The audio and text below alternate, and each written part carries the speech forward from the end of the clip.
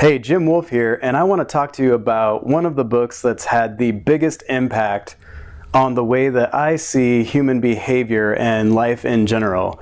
It's called The Birth and Death of Meaning by Ernest Becker, and I also really liked his other book, The Denial of Death, and he has another book as well that you can check out. I found out about Ernest Becker from a documentary called Flight from Death, so you can check that out as well. And if you're a fan of Joseph Campbell, you'll probably really like Ernest Becker. But I have to warn you, this book is not for everyone. It's one of those kind of books where once you kind of exit the cave, you can never go back in. It might change the way you fundamentally think about human behavior and life in general. So I just got to warn you before I talk about this book, it might change the way that you think about things.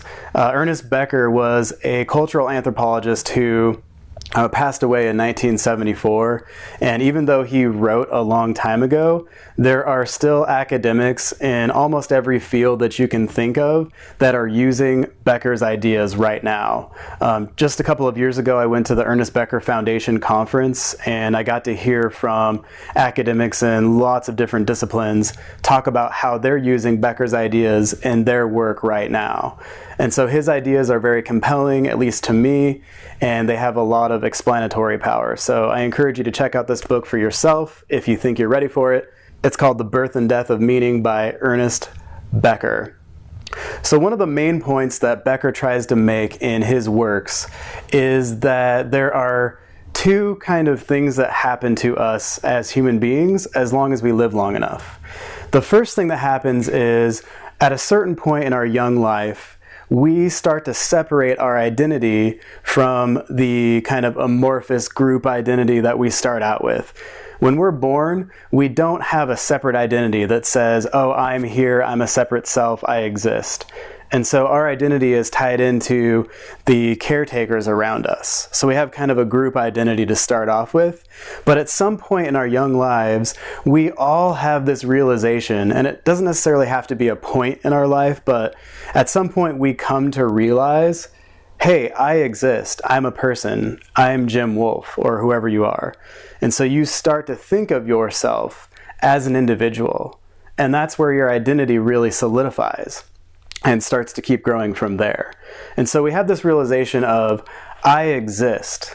And then a little bit later, at some point, we realize that even though I exist right now, at some point in the future, I'm not going to exist anymore. I'm going to actually die.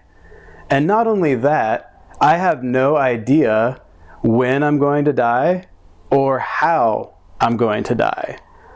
And Becker says that that's a tremendous problem for our brain. And so even though our self-awareness is part of our evolved ability to be intelligent and kind of see the future, think about things in a more abstract way than other animals, even though that's been really good for our survival, it's terrifying to be so self-aware. It's terrifying to realize, oh, I exist right now, and oh, I might not exist tomorrow. And I have no idea when I'm going to stop existing or how I'm going to stop existing.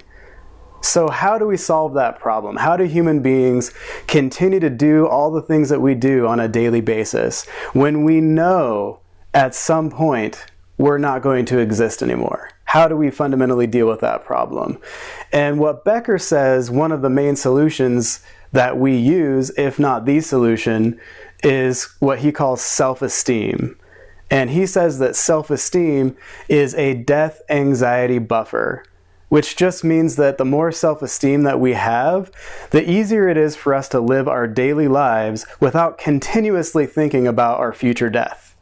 Because if you just thought about the fact that you're eventually going to die all the time, you would never get anything done. And so self-esteem provides a buffer for that so that we can keep doing our activities every day. So we can get up and brush our teeth and talk to people and go to work, go to school, whatever it is that we're doing. And so what are the sources of this death anxiety buffer that we can get as human beings that help us deal with that fundamental problem of being a self-aware human being? Well, Becker, as a cultural anthropologist, says that cultures are hero systems where you can get a sense of that self-esteem. And he also says that a good culture will provide lots of ways for you to feel good about yourself, for you to feel that sense of self-esteem. And so we have a basic, deep need for meaning in our lives, to feel significant, and to transcend ourselves in some way or another. We're all seeking meaning, significance, and some kind of transcendence. And you don't just see this in cultures, you also see it even in sports teams. When you're a fan of a sports team, you're part of something bigger than yourself. It gives you that sense of self-esteem that's elevated beyond your individual self. And so we look for this all the time, and cultures provide it for us. This is a mutually agreed upon system of meaning, and we create and co-create culture together with everyone else in our group. And so let's say the United States today, for example, could be considered a culture, depending on how you look at culture. Okay, so in the United States, where do people get meaning, significance, and transcendence? Well, you can get it from getting elected to a political office. You can get it from being a celebrity.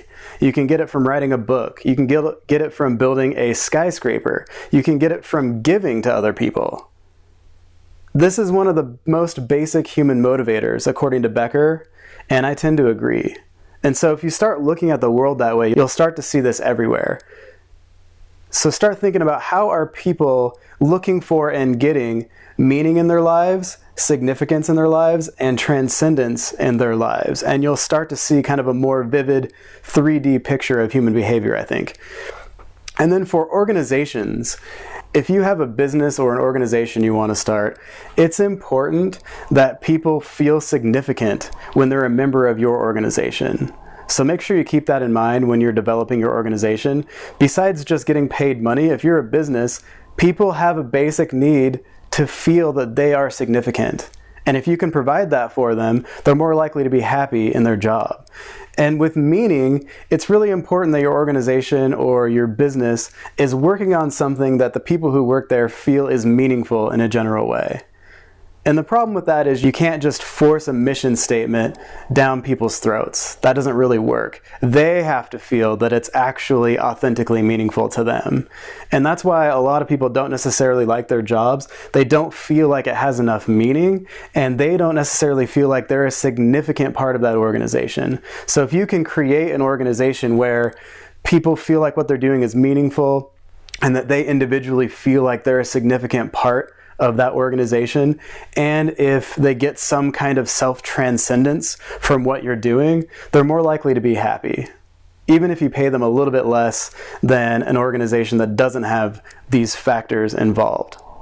And then for your interpersonal relationships, I once heard from a really good source that one way to define charm is when someone that you admire makes you feel significant.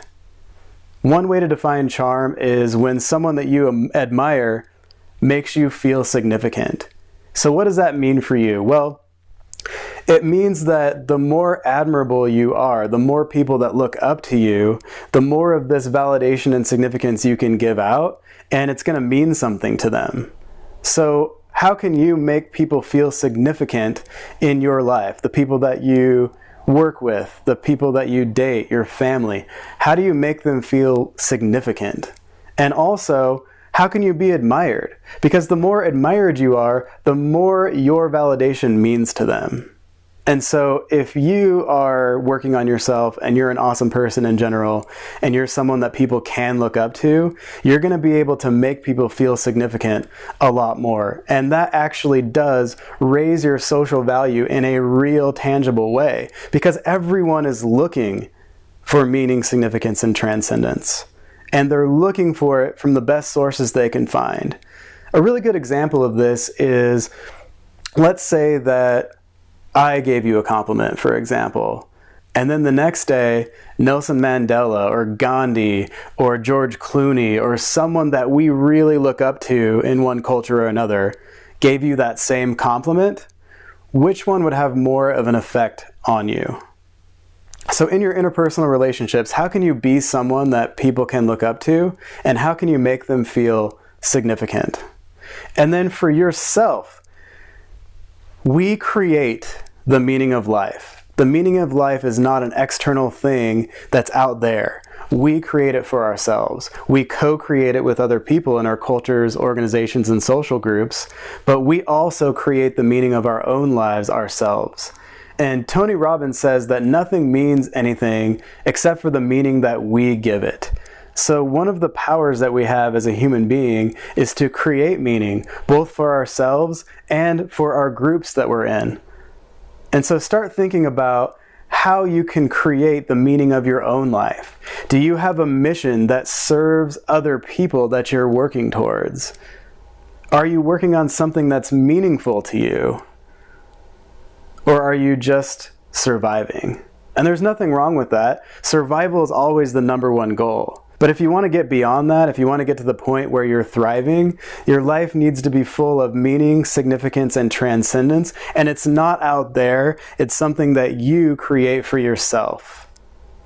So think about how you can inject more meaning, significance, and transcendence into your own life and share that with other people. And with that, have an awesome day, and I'll see you soon. Thanks for checking out The Jim Wolf Show. For my best exclusive content, sign up for my awesome free newsletter at jamesdwolf.com. That's jamesdwolf.com. I'll see you there.